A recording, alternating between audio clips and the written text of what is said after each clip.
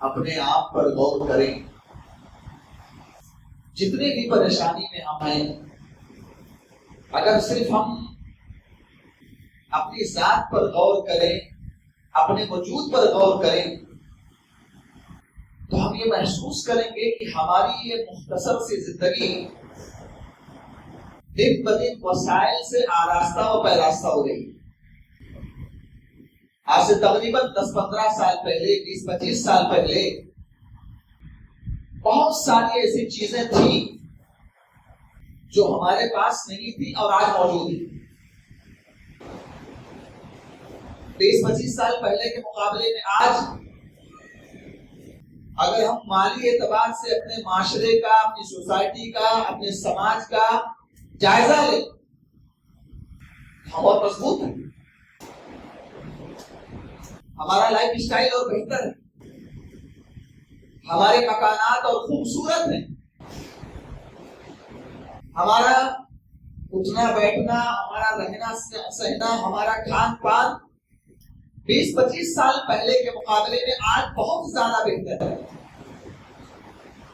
لیکن اس کا دوسرا پہلو یہ ہے کہ وسائل کی اتنی کثرت کے باوجود اور اتنی ترقی کے باوجود اور اتنی فراوانی کے باوجود دن بدن معاشرے میں، گھروں میں، سماج میں، سوسائٹی میں، ملک میں بے سکونی پھیل رہی ہے. سکون ختم ہو رہا ہے گھر کے اندر سے. کل ہمارے گھر میں کمانے والے افراد کم تھے، کھانے والے زیادہ تھے، لوگ سکون سے کھاتے تھے، سکون سے رہتے. آج باپ بھی کما رہا ہے، اس کے جوان اولاد بھی کما رہے ہیں، لیکن سکون کم ہوا ہے. آمدنی کے ذرائع بڑے ہیں، کاروبار طوفان پر پہنچا ہے، لیکن آپ کو یہ چیز ماننی پڑے گی کہ ہمارے گھروں کے اندر بے سکونی پھیل رہی ہے.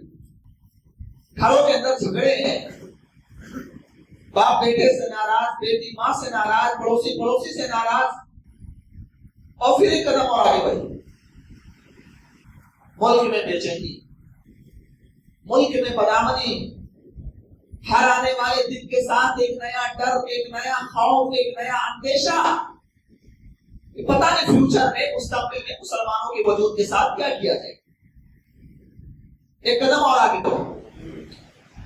دنیا کے حالات پر نظر ڈالو، کتنے ایسے ممالک ہیں، کتنی ایسی کنٹریز ہیں جو بیچارے غیر محفوظ ہیں، جن کے بچوں، جن کے بوڑھوں، خصوصاً فلسطین اور غزہ وغیرہ کے حالات اٹھا کے پڑھو، جن کے بچوں کو اس بات کی گارنٹی نہیں، جن کے عورتوں کو اس بات کی گارنٹی نہیں کہ آنے والے دن کا سورج دیکھ پائیں گے کہ نہیں دیکھ پائیں گے.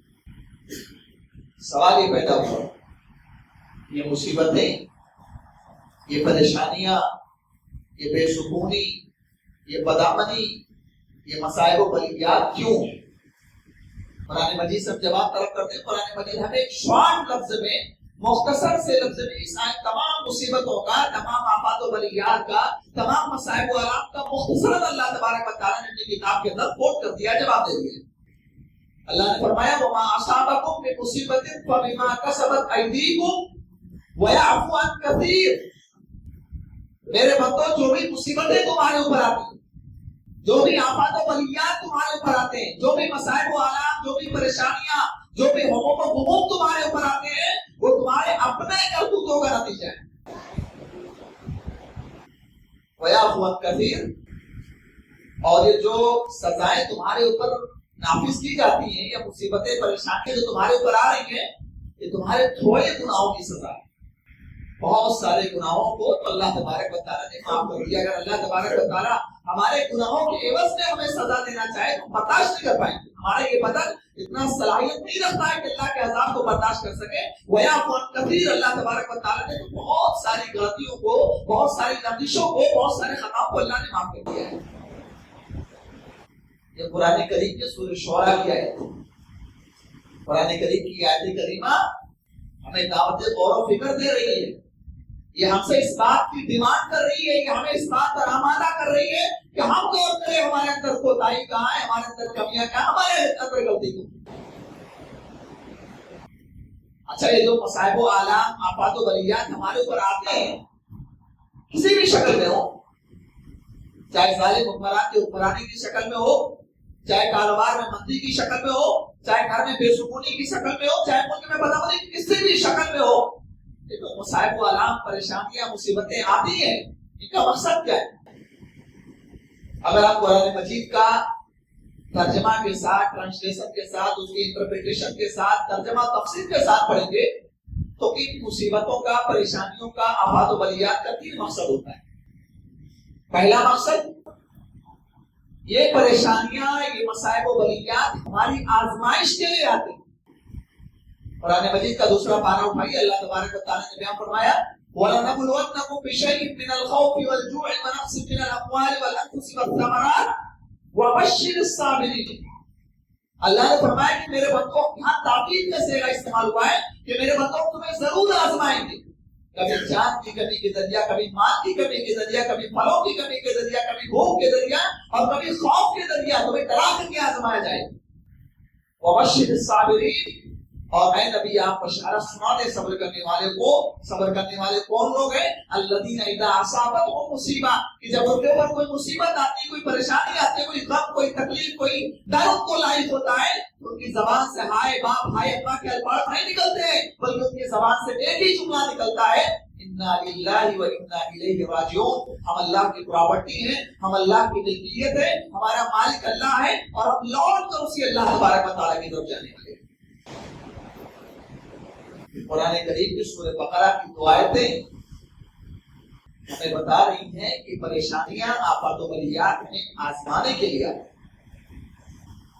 لیکن کبھی کبھی میرے بھائیوں یہ مصیبتیں، پریشانیاں، آفات و بلیات ہمارے لیے سزا کے طور پر بھی آتی ہیں۔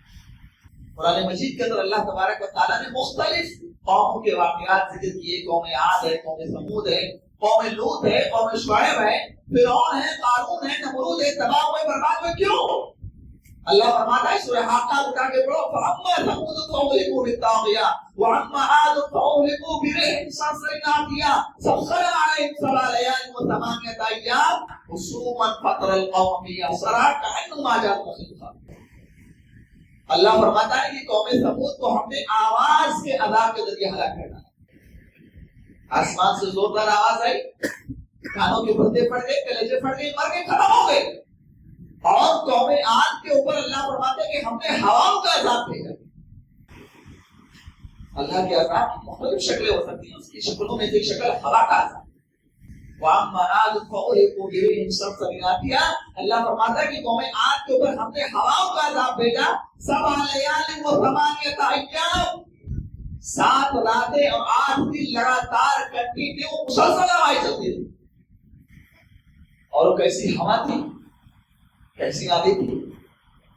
ایسی آدھی تھی جو ان کے گھروں کو، وہی جو انہوں نے مفسرین نے لکھا اس آیت کریمہ کی تفسیر میں کہ بڑے بڑے پہاڑوں کے چٹانوں کو تراش کر مکان بنایا کرتی تھی قوم عاد، اور جن پر ان کو ناز تھا کہ ہم سے تگڑا اور ہم سے اسٹرانگ اور ہم سے پاورفل اس کائنات کے اندر کوئی نہیں ہے۔ قوم عاد کا دعویٰ تھا ہمارا شرطوں میں اتنا ہوا، ہم سے بڑا پاورفل، ہم سے بڑا پہلوان، ہم سے بڑا اسٹرانگ اس دھرتی پر کوئی نہیں ہے۔ قوم عاد دعویٰ کرتی تھی۔ عربی کا ایک مشہور مقولہ ہے، من اتفق طار، جو زیادہ پھولتا ہے وہ اڑ جاتا ہے۔ غبارے کو دیکھیے، غبارہ جب تک اس کے اندر ہوا نہ ڈالی گئی زمین پر پڑا رہتا ہے، جیسے اس کے اندر گیس ڈالی گئی، ہوا ڈالی گئی، غبارہ اڑ جاتا ہے۔ جو زیادہ پھولتا ہے، جس کے اندر زیادہ تکبر و گھمنڈ ہوتا ہے، جو آدمی کبر و غرور میں چلتا ہے، اللہ تبارک و تعالیٰ کو زبان سے دوچار کر دیتا ہے۔ قوم عاد کو اپنی طاقت پر ناز تھا، اللہ تبارک و تعالیٰ نے اس قوم کی ہوا نکال دی، ہوا کے ذریعے۔ اور قوم عاد کا انجام کیا ہوا؟ کأنہم اعجاز نخل خاویہ، کھجور کے سڑے ہوئے تنوں کی طرح کے ڈیڈ باڈیز زمین پر پڑے ہوئے، سر الگ پڑا ہوا ہے، دھڑ الگ پڑا ہوا ہے۔ اس کی تفسیر علماء نے لکھی ہے کہ جیسے لکڑی ہوتی، لکڑی اگر اس کو کئی مہینوں تک اگر پانی کے اندر ڈبو کر کے رکھا جائے اور اس کے بعد لکڑی کو زمین کو اٹھا کے پٹکا جائے تو تھوڑا حصہ ادھر بھاگ رہا ہے، تھوڑا حصہ ادھر جا رہا ہے، تھوڑا حصہ ادھر جا رہا ہے۔ اللہ تبارک و تعالیٰ نے ان کی تشریح بیان کی ہے کأنہم اعجاز نخل خاویہ۔ اللہ تبارک و تعالیٰ نے قوم عاد کو ایسے پڑک پڑک کے مارا تھا کہ سر وہاں پڑا ہوا ہے، ہاتھ یہاں پڑا ہوا ہے، کمر یہاں پڑا ہوا ہے، پیر یہاں پڑا ہوا ہے، جس کا حصہ وہاں پڑا ہوا ہے۔ فہل تری لهم من باقیہ۔ اس کے بعد اللہ فرماتا ہے کہ ذرا دیکھو قوم عاد اور قوم ثمود پر نظر دوڑاؤ جو اپنے آپ کو غرور و گھمنڈ میں ملوث کر کے جو غرور و گھمنڈ میں ہمیشہ مبتلا رہا کرتے تھے، اپنی طاقت پر ناز کرتے تھے، اپنی ٹیکنالوجی پر ناز کرتے تھے. ذرا دیکھو کہ کیا قوم عاد کا کوئی ایک انسان باقی بچا ہے؟ یہ وہ قوم تھی میرے بھائیوں جسے اللہ تبارک و تعالیٰ نے سب کے حصے سے مٹا کر دیا. اللہ کا عذاب آیا. حضرت لوط علیہ السلام کی قوم جو اغلاق بازی کے جرم مبتلا تھی، مردوں کے ساتھ بدفعلی اور بدکاری کا تعلق تھا ان کی قوم کے اندر. حضرت لوط علیہ السلام کی اس بدکار قوم کے اوپر جب اللہ تبارک و تعالیٰ نے اپنا عذاب نازل کیا، پوری بستی کو اللہ تبارک و تعالیٰ نے پلٹ آسمان سے پلٹ دیا. تو مصائب و آلام، آفات و بلیات، مصیبتیں، پریشانیاں کبھی کبھی ہمارے گناہوں کی سزا بن کر آتی. مصیبتیں کبھی کبھی ہماری بے ایمانی، ہماری بدعملی، ہماری بدکرداری اور ہماری بدعنوانی کے سبب بن کر آتی ہے، سزا بن کر آتی ہے میرے. اور سوال یہ پیدا ہوا کہ ہم فرق کیسے ہو، ہمیں معلوم کیسے ہو کہ یہ جو مصیبت ہمارے اوپر آئی ہے، یہ جو آفات و بلیات ہمارے اوپر آئے ہوئے ہیں، یہ ہمارے لیے آزمائش ہے یا ہمارے لیے سزا ہے؟ قرآن و حدیث کا اگر آپ مطالعہ کریں گے تو واضح طور پر کہیں کوئی دلیل نہیں ملتی. پورا ذخیرہ حدیث آپ کمال کر کے رکھ ڈالو، ایک بھی دلیل نہیں ملے گی جہاں واضح طور پر کلیئر طور پر بتا دیا گیا ہو کہ ہاں یہ مصیبت تمہارے لیے آزمائش ہے، تمہارے لیے سزا ہے. لیکن علماء نے جواب دیا کہ اگر مصیبتوں کے بعد، پریشانیوں کے بعد، آفات و بلیات کے آنے کے بعد انسان کے اندر اپنی اصلاح کا جذبہ پیدا ہو جائے، آدمی نماز نہیں پڑھتا تھا، مصیبت اس کے اوپر آئی، نماز کا پابند بن گیا، زکات ادا نہیں کرتا تھا، مصیبتیں اس کے اوپر آئی، اپنے مال کا صحیح طریقے سے زکات ادا کرنے لگا، دین بیزار تھا، مصیبتیں اس کے اوپر آئی، مسجد سے اس کا تعلق مضبوط ہو گیا، علماء سے جڑ کر کے رہنے لگا، دین سے تعلق مضبوط کر لیا، تو سمجھ جاؤ کہ وہ مصیبتیں اس کے لیے آزمائش ہے. اور اگر مصیبتوں کے بعد انسان کی برائیوں میں، انسان کی خامیوں میں، انسان کی غلطیوں میں کوئی کمی نہ نظر آئے تو سمجھ جاؤ کہ وہ مصیبتیں اس کے لیے سزا ہے، وہ مصیبتیں اس کے لیے اللہ کا عذاب ہے. تو پہلا مقصد آزمائش کے لیے، دوسرا مقصد سزا کے لیے، اور تیسرا مقصد تبدیل کے لیے. اللہ تبارک و تعالیٰ تبدیل کرتا ہے، اللہ تبارک و تعالیٰ ہوشیار کرتا ہے، اللہ تبارک و تعالیٰ اپنے آنکھ کو متنبع کرتا ہے کہ سدھر جاؤ. ظہر الفساد فی البر والبحر بما کسبت ایدی الناس لیذیقہم بعض الذی عملوا لعلہم یرجعون. زمین میں، خشکی میں، تری میں جہاں بھی فساد ہے، جہاں بھی بگاڑ ہے، وہ انسانوں کے کرتوتوں کا نتیجہ ہے. اور اللہ تبارک و تعالیٰ جو بگاڑ ہمارے اوپر نازل کرتا ہے، جو چیزیں آتی کیوں؟ لعلہم یرجعون، تاکہ تم رجوع کرو اللہ کے دیکھتے. وَلَنُذِيقَنَّهُم مِّنَ الْعَذَابِ الْأَدْنَىٰ دُونَ الْعَذَابِ الْأَكْبَرِ لَعَلَّهُمْ يَرْجِعُونَ.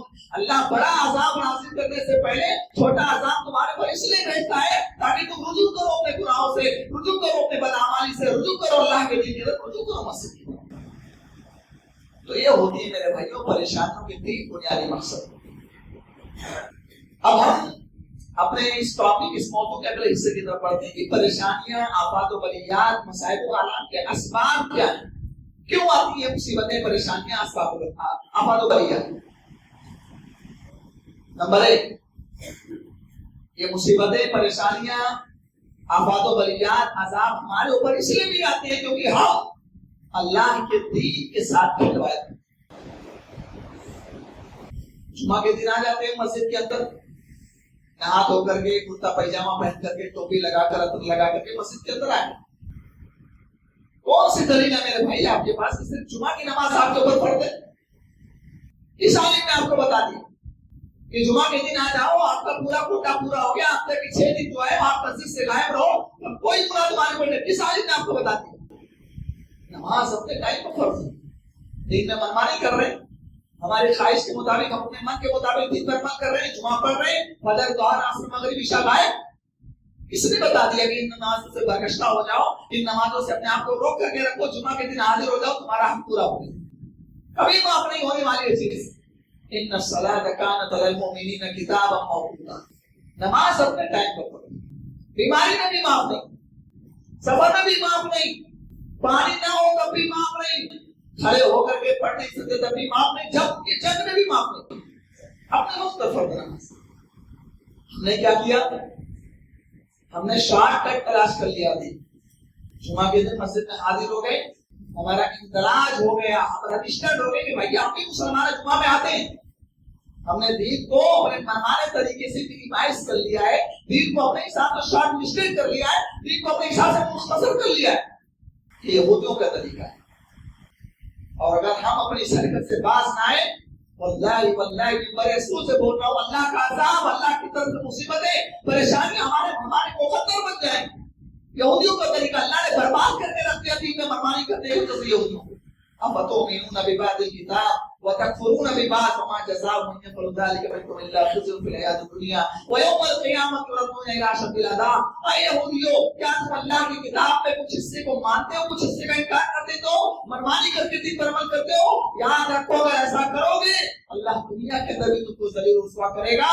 ويوم القيامة يردون الى اشد العذاب، اور قیامت کے دن تم کو دردناک عذاب ملے گا.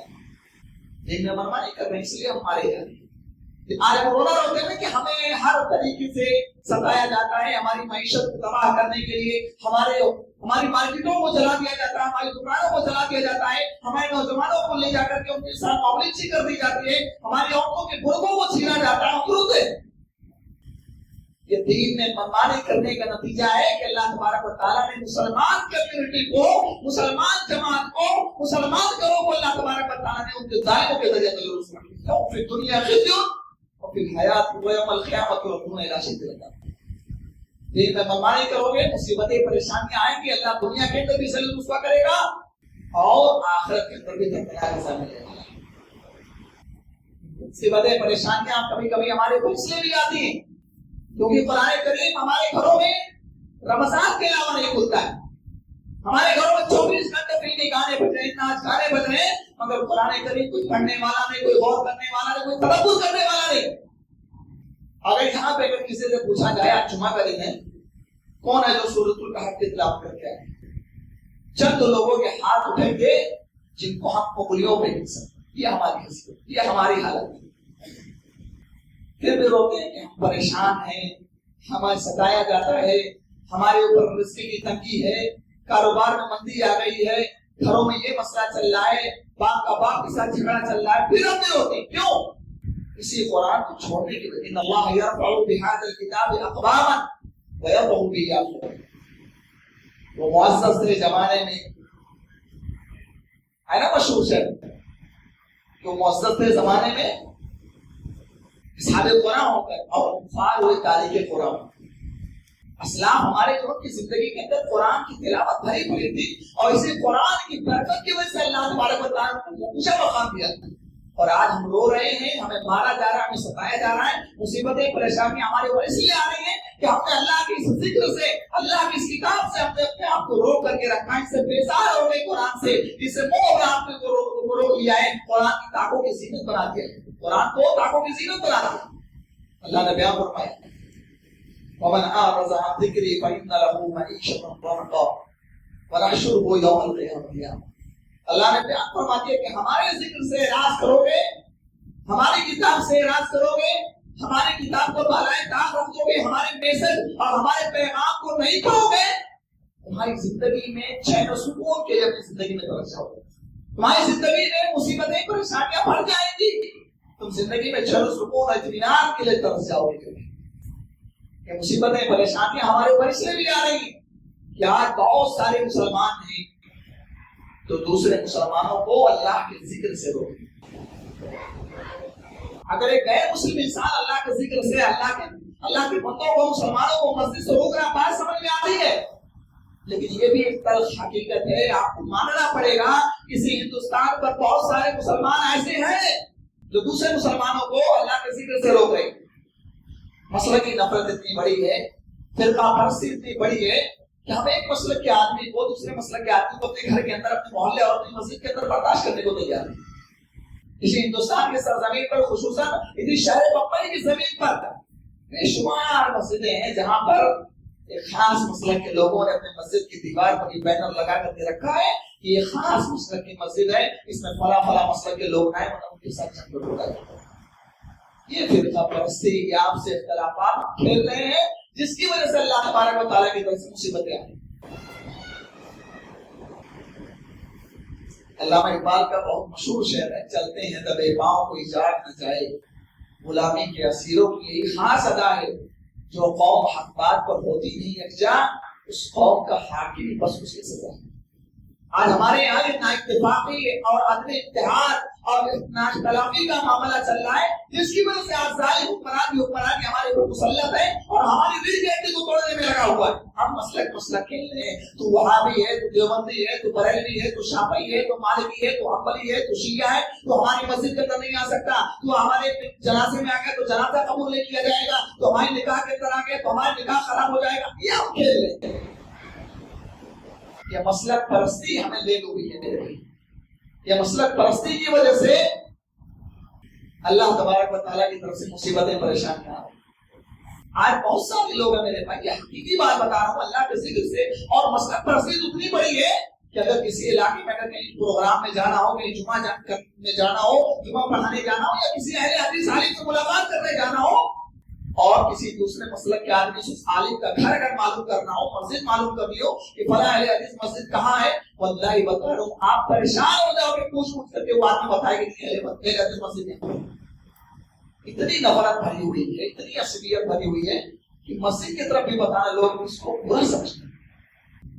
باقاعدہ مسجدوں سے روکا جاتا ہے، اور بعض جگہوں کے بارے میں تو سنا گیا کہ اگر ان کی مسجد کے اندر کوئی وہابی چلا گیا تو مارا گیا، اور مارا ہی مسجد دھلوائی دی گئی، اس انسان سے مسجد دھلوائی دی گئی۔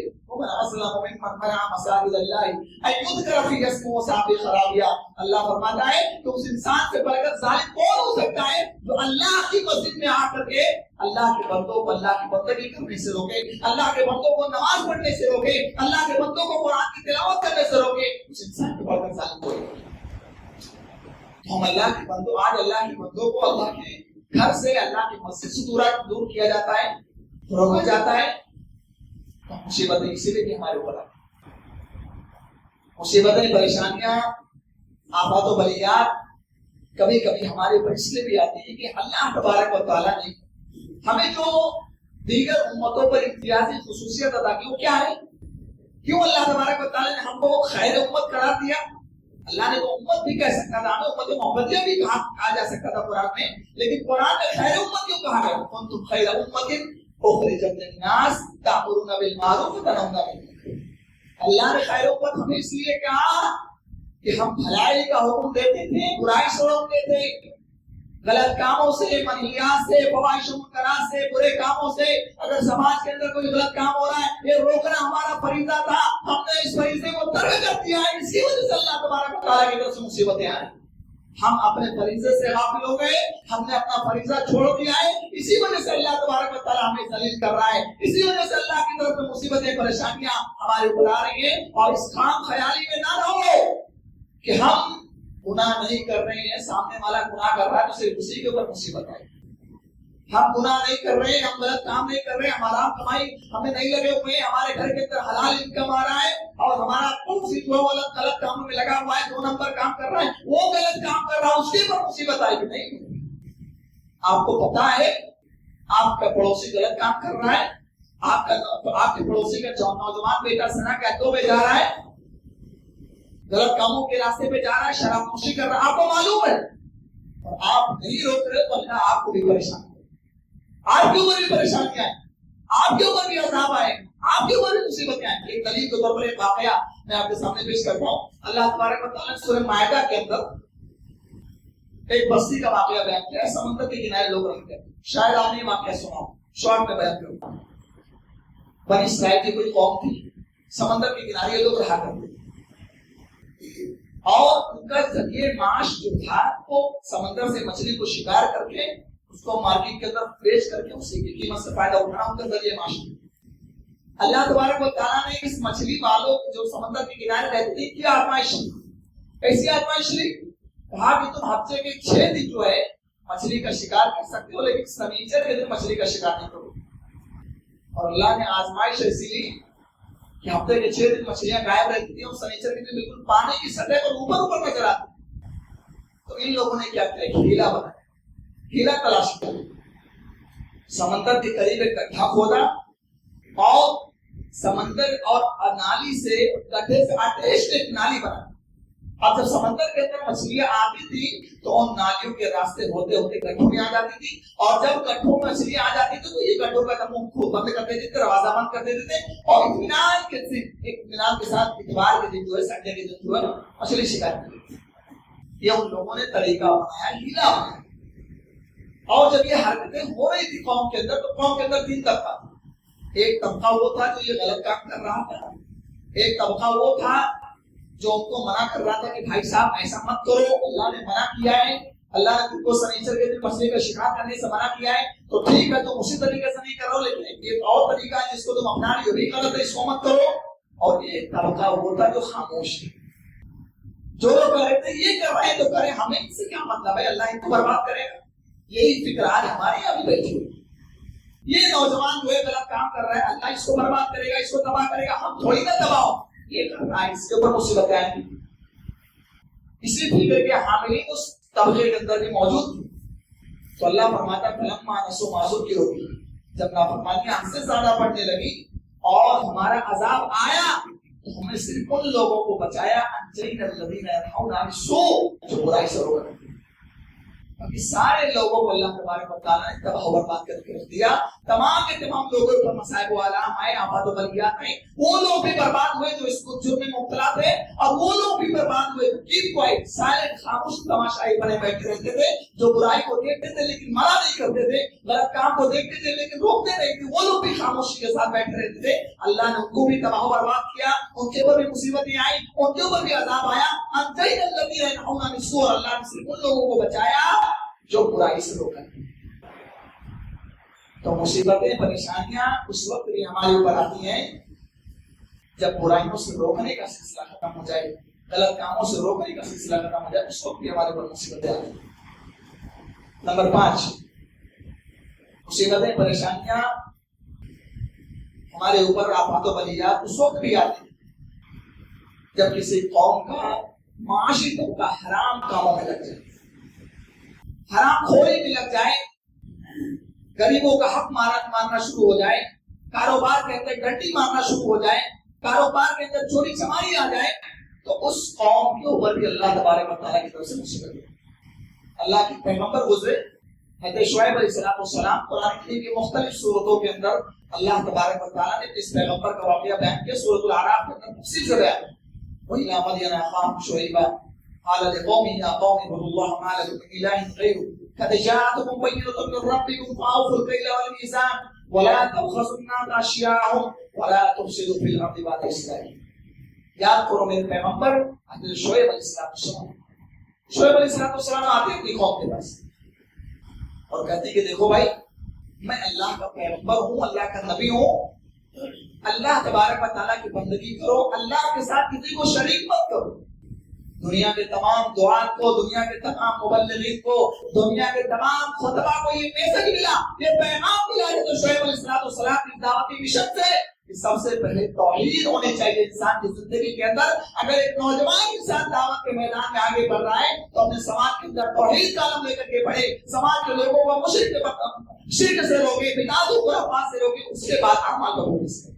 ہمارے سماج کی کڑوی حقیقت بھی ہے، ایک طبقہ پایا جاتا ہے یہاں صرف اعمال پہ فوکس ہو، داڑھی کی فضیلت بتائی جاتی ہے، تسبیح کی فضیلت بتائی جاتی ہے، سجدہ شکر کی فضیلت بتائی جاتی ہے، نماز اشراق کی فضیلت بتائی جاتی ہے، اور عقیدے میں خرابی ہے۔ جناب علی مزار پہ جا کر کے ناک رگڑ رہا ہے، مزار کی دھوپ چاٹ رہا ہے، میلاد بھی منا رہا ہے، محرم کا کیڑا بھی کھا رہا ہے، محرم میں ماتم بھی کر رہا ہے، رجب کا پورا بھی کھا رہا ہے، طرح طرح کی بدعتیں انجام دیتا ہے، اور ان کے علماء جو خالی اعمال پہ فوکس نہیں کرتے۔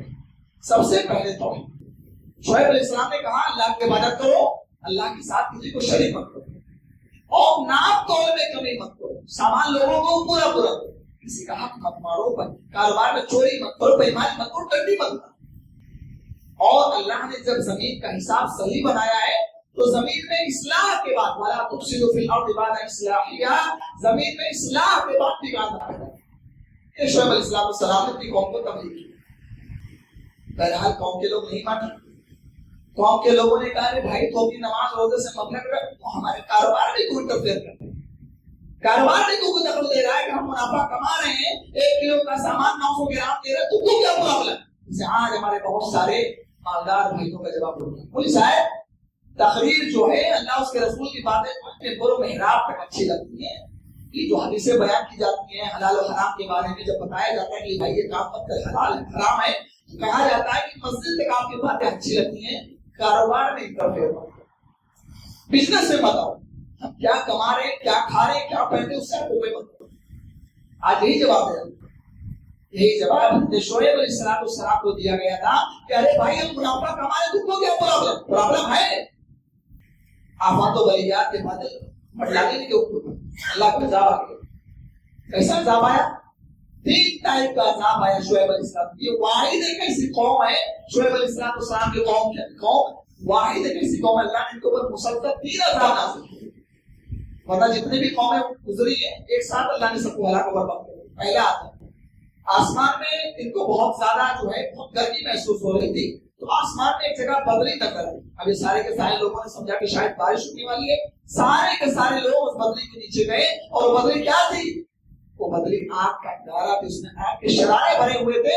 جیسے ہی اس بدلی کے نیچے گئے وہ بدلی ان کے اوپر گئی. تو ایک عذاب بدلی کا ہے, اور دوسرا عذاب زمین کے اندر زلزلہ آیا, اور تیسرا عذاب ایک ایسی آواز آئی, ایسی چنگھاڑ آئی کہ پوری مدینہ کی بستی کو اللہ تبارک و تعالیٰ نے تباہ و برباد کر دیا. اور آگے اللہ نے فرمایا الذین کذبوا شعیبا کأن لم یغنوا فیہا الذین کذبوا شعیبا کانوا هم الخاسرین. شعیب کو جھٹلانے والوں کہاں چلے گئے؟ تمہاری پراپرٹی, تمہارے مکانات, تمہارے محلات, تمہارے بزنس کہاں گئے؟ کأن لم یغنوا فیہا. اللہ تبارک و تعالیٰ نے قوم شعیب کو ایسے تباہ و برباد کیا جیسے لگی تھی رہا کہ یہاں کوئی نہیں. اور اللہ نے فرمایا کہ الذین کذبوا شعیبا کانوا هم الخاسرین. جن لوگوں نے شعیب کو جھٹلایا وہی لوگ خسارہ اٹھانے والے ہیں.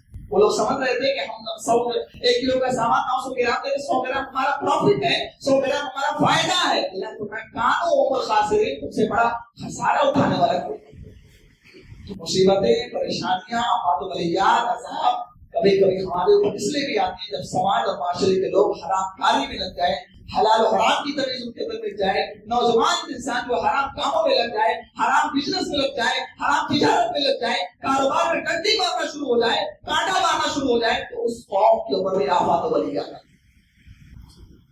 میرے بھائی کبھی کبھی مصیبتیں, پریشانیاں ہمارے اوپر اس لیے بھی آتی ہیں اللہ تبارک و تعالیٰ ہمیں چینج کرنا چاہتا ہے, اللہ ہمیں بدلنا چاہتا ہے, ہمارے اندر اصلاح کرنا چاہتا ہے. اللہ نے بیان فرمایا سورہ انفال ذالک بأن اللہ لم یکن مغیرا نعمۃ انعمها علی قوم حتی یغیروا ما بانفسهم. اللہ کسی قوم کو نعمت دے کر چھینتا ہے, کاروبار چلا کر کے اللہ کبھی مکر نہ سکتا, کبھی مصیبتوں میں پریشانیوں میں دوچار نہیں کرتا ہے حتی یغیروا ما بانفسهم, جب تک لوگ اپنی حرکتیں نہ ہوئی.